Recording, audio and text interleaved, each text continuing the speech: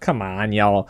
Listen, if I could train for 4 months straight, I think I could take Michael B. Jordan and Jonathan Majors in the ring. A few moments later. Hey, Michael. Hey, Jonathan. Listen, I know you're probably busy, but I'd like to retract my previous statement. Yeah, I don't know what I was thinking. I guess I was on one. Yeah, no. No, I'm not boxing you. No. Yeah, that's never happening. No.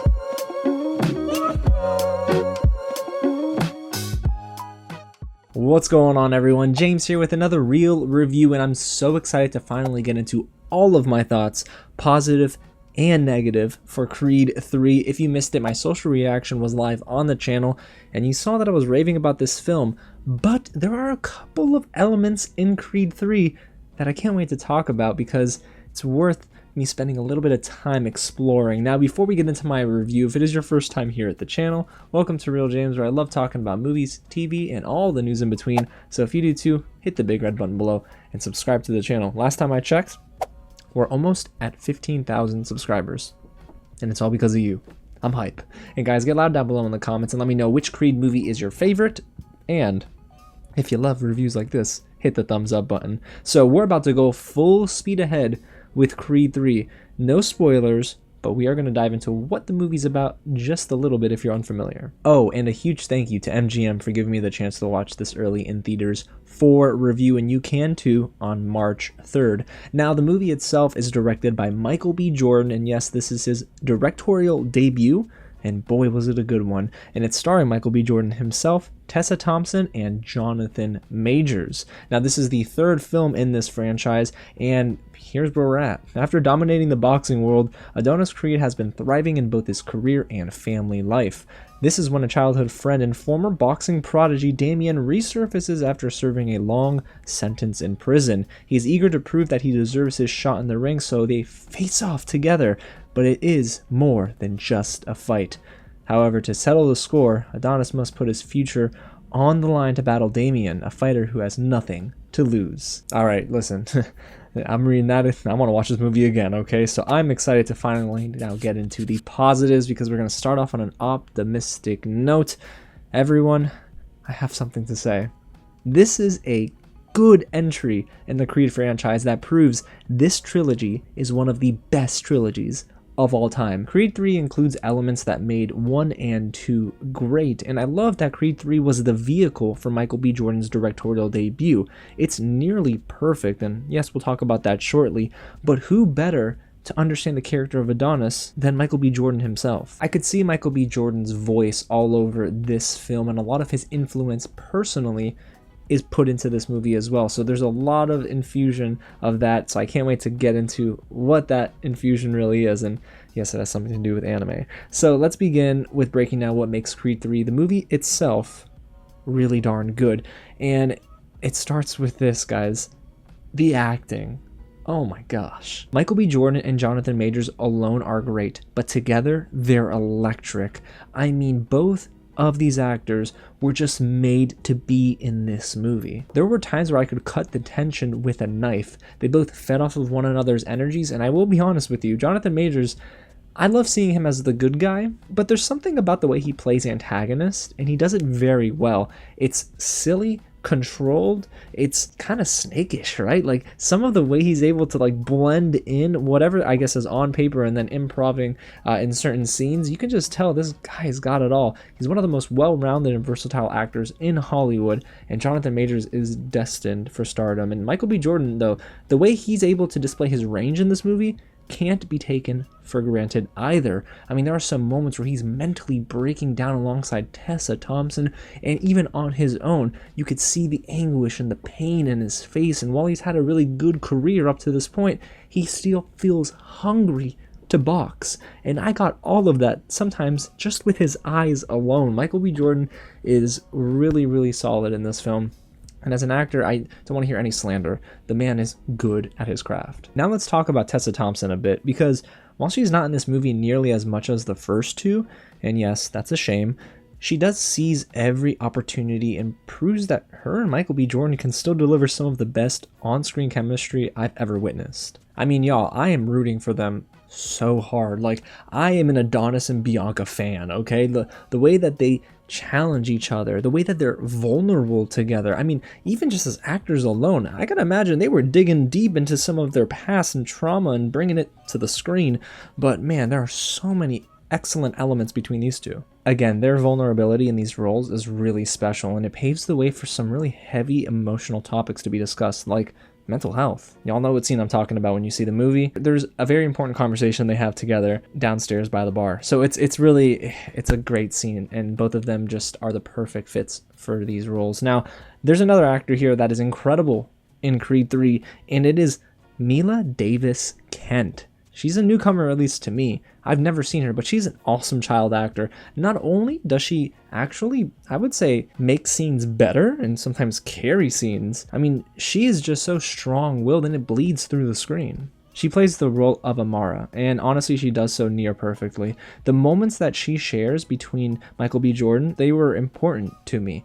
They were probably the most emotionally resonant moments of the entire film. I think there were 3 scenes that just involved father-daughter, and let me tell y'all, it hit for me. Like that, those were the moments where I felt most connected emotionally to the story, because I could see Amara looking up to her father, and I could see her father trying to be better for his daughter. And boy, there's a lot of subtext, in a good way, of course, of like parenting, and then of course, as a kid, coming from a kid's perspective, like how much they do look up to their parents. So there's a lot of lessons to be learned in those moments. I'm also really appreciative that Michael B. Jordan wasn't afraid to have extended sequences where they would communicate as a family in sign language. Sure, there are subtitles on the bottom, but I do love the dedication to detail by Michael B. Jordan. Not only just to have sign language be a big part of the film, but even when someone rings the doorbell, there's a light that flashes in the house, like a purple light, you know, of course, to signify there's someone there in case they can't hear the doorbell.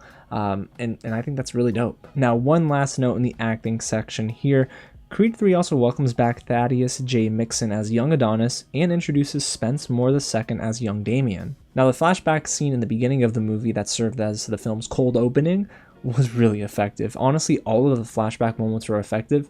It's due in large part to these 2 young stars. They're really, really good, and I love that Michael B. Jordan brought back Thaddeus J. Mixon as well, because remember, he played young Adonis in the first 2 films also, so it really worked out to see the progression of this young Adonis, right? It was so cool, but also, Michael B. Jordan used Thaddeus J. Mixon's role to kind of infuse some of his own personal influences, like anime and Naruto. And we got that shot in the beginning where you're in young Adonis's room. So that's a good little segue now to anime and why anime's influence was found all throughout this movie. In and out of the ring, guys, this anime element was woven into the film seamlessly. There's this in-ring direction and cinematography that we get in this movie that was bone-chilling at times in the best way possible. I mean, I nearly cheered in my press screening. I tapped my friend's shoulder and I was like, this is incredible, are you kidding me?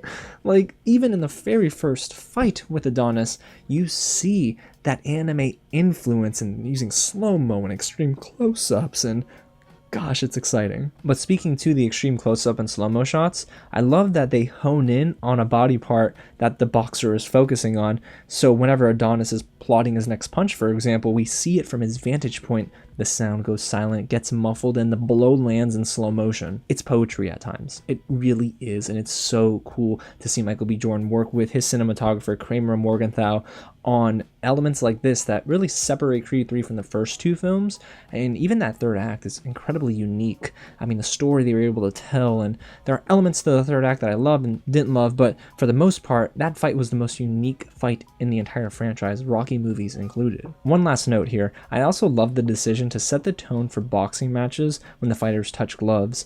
There are these quick cuts of extreme close-up shots that establish each fighter. We see their eyes, we see their gloves, we see their boxing trunks, and it's dope, y'all. It's really, really well done.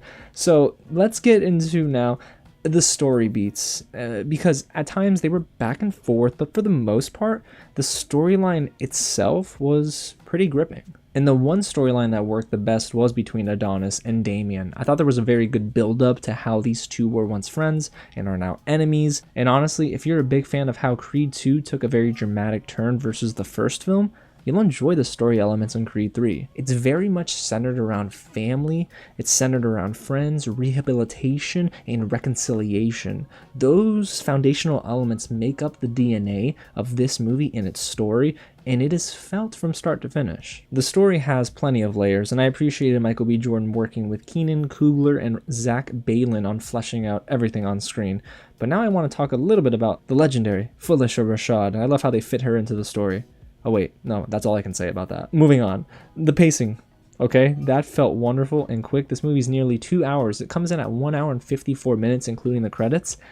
And it didn't even feel like that. If anything, guys, this movie felt like it could have used another 20 minutes. I'm not kidding. Now, is it a perfect story in comparison to the first and second movies? No, but we'll talk about that soon. So now, let's get into my negatives. All right. So as much as I loved a lot of the elements in Creed 3 and I felt like it was a solid movie, there are some things here that just don't work as well, and it really holds it back from being a 4.5 or 5-star film. And what was missing was very evident. So let's get started with the technical elements of this movie.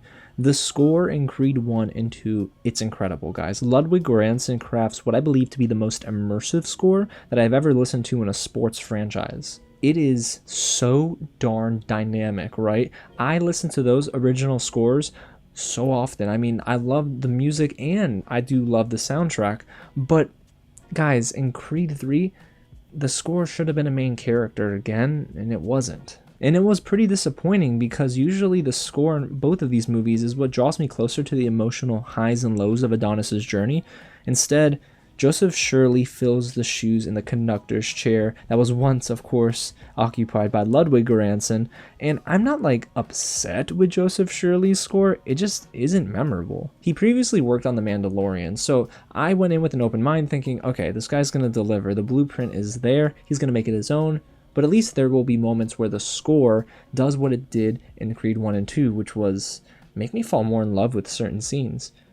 But that didn't happen in Creed 3. Unfortunately, the music and the soundtrack in this movie is lacking. I just really do wish it was more memorable, and for example, when Adonis is training for his fight against Damien, that was the first and only time I said, wow, the score is finally here. But this sequel clearly has the weakest and most forgettable music of the 3 films. That does kind of hurt. So let's move on to the next point. I also felt the movie was a little bit muddy in the visual effects department. Listen, I'm not coming to Creed 3 thinking we're getting a visual effects masterpiece, but I wish it was a little bit cleaner than it was in Creed 3. While the third act fight was super unique, right, and I do applaud Michael B. Jordan's ambition, I just think that there were times where the muddy CGI looked a little too distracting, and I was focused on that versus the story that this boxing match was trying to tell. But still, kudos to Michael B. Jordan for thinking outside of the box in that final fight. Now, in terms of raw emotion, I was close to tears with Creed 2 and even the first Creed, but Creed 3 didn't hit on as many emotional beats as I wish it would have. Now listen, Sylvester Stallone's absence as Rocky is definitely felt. Now, do I think he needed to be in this movie as prominently as he was in 1 and 2? No, I don't think so, because of course paving the way for Jonathan Majors and Michael B. Jordan's on-screen acting together, that was the right move here. But where you do feel the absence of Rocky is during some of these moments where Adonis needs a pick-me-up, you know? Where he needs someone to be in his corner. As much as I loved Wood Harris as Duke, he reprises his role again in Creed 3, it wasn't hitting. You know what I mean? Sylvester Stallone's motivational pep talks in the corner in the ring, that works. But Wood Harris didn't necessarily deliver. No shade, he's a really good actor, but I just don't necessarily think he was able to really fill that void that unfortunately Rocky has left. Adonis and Rocky share a very special connection in the first 2 films, so at times, that connective tissue in Creed 3 is severely missing when the movie needed that extra push. And even outside of Rocky's absence, I do think that the film needed to maybe give better character development to Jonathan Majors' character. Damien is someone who, of course, was in prison for 18 years, comes back, wants a shot at the title, so on and so forth. But they really skirt by a big chunk of Jonathan Majors' role here. Like, he disappears. Like, Damien is not present for a decent chunk of that second act. And I get it, you gotta focus now and refocus to Adonis before the big third act showdown. But again, I just didn't really feel as close to Damien's story because the character development was just, hey, he's doing well, or he's doing this, like, just believe us. You know, we didn't really see it. So it's a little give and take. And because of the time that was spent including a new face into the franchise with Jonathan Majors, we unfortunately have screen time cut for one actor that makes this franchise hit so much harder for me, and that is Tessa Thompson. Bianca's a great character in this franchise. She's literally the one person that can get close to Creed, right? No one else can get that close to Adonis, but the movie breezes through a lot of moments that highlight where she's at in her own career. As a fan of the franchise, I would have rather seen maybe more solo scenes with her, more scenes with her and Amara, but instead they tend to just sort of skirt by and yeah, here's a glimpse, here's a label release party that's not really about Tessa Thompson anymore, it's about Adonis and it's about Damien. So there are just a few too many times where I was severely missing her presence on screen because she can carry scenes on her own. But next to Michael B. Jordan, again, I love them together. It's just, this movie really does cut a lot of her time out. And my last negative here, guys, is this. For those wondering about the training montage, I will say, it's the weakest of the three. It's not the worst training montage I've ever seen, though. I do love the parallelism that they draw between both Adonis and Damien during this training montage, but for the most part, the score was okay. It was at its best during this montage, I would say, but I just don't think when they transitioned to the soundtrack it worked as well. And when you compare that to Creed 2, when he's in the desert training and Runnin' kicks in, if I'm not mistaken, by A$AP Ferg, that's fire, bro. I want to run through a wall. But instead I was like, it's not bad, it's just kind of weak. So what are my final thoughts on Creed 3? Well, it's easy for me to say, yeah, this is the weakest film of the three, but that doesn't make it a bad movie on its own. This is still a really good film. It's a good sports movie, it's a good movie overall, and honestly, it's gonna win over fans of this franchise. Yes, Sylvester Stallone's absence is one thing, but Jonathan Majors more than makes up for it in the acting department. Now, while the story beats didn't resonate with me as much in terms of emotion, I still think the story was solid, and the pacing was incredible here. The boxing matches were filmed excellently by Michael B. Jordan, and I still love the family dynamic and angle that this movie took. What I think Creed 3 does is really carry the torch as far as it could be carried. I don't want more Creed films, to be honest, because I think they ended it nicely as a great bookend to this trilogy. Will we get more? Most likely. This movie's going to make a lot of money. But I will say that Creed 3 really, again, solidifies that Creed is one of the best sports franchises in the entire world. I mean, one of the best trilogies ever. I take a look at Star Wars. I love Star Wars so much. But Return of the Jedi wasn't really all that impactful compared to the first two, but it was still a good movie. So that's kind of how I view Creed 3. It's not as impactful as the first two, but it still delivers a big enough blow for me to walk out feeling satisfied. So there you have it, you guys. That's my real review of Creed 3. Again, it's in theaters March 3rd. So go ahead and hit the big red button below. Stay subscribed so that when you see the film, you can come back and we can talk more about this movie. And hit the thumbs up button again if you haven't already. Gosh, if you've made it this far, you're a part of the real family anyway, so welcome. Guys, again, I can't wait to rewatch Creed 3. There's so many different things in here for fans, and even if you're a newcomer to the franchise, you might not pick up on certain pieces, but it's going to get you much more interested to go watch 1 and 2. So I can't recommend this movie enough. Creed 3 so far is the best film of 2023, and I can't wait to see the rest of the year. Now, this is the one movie that really starts off the year for me. All the other films I've seen, I'm like, okay, they're there. But Creed 3, it's the first time I walked out of the theater this year and said, heck yeah, I was feeling this.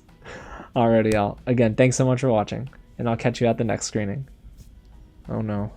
Oh gosh. Hey. Yeah, please tell me, Michael, you listened to your voicemail. You didn't.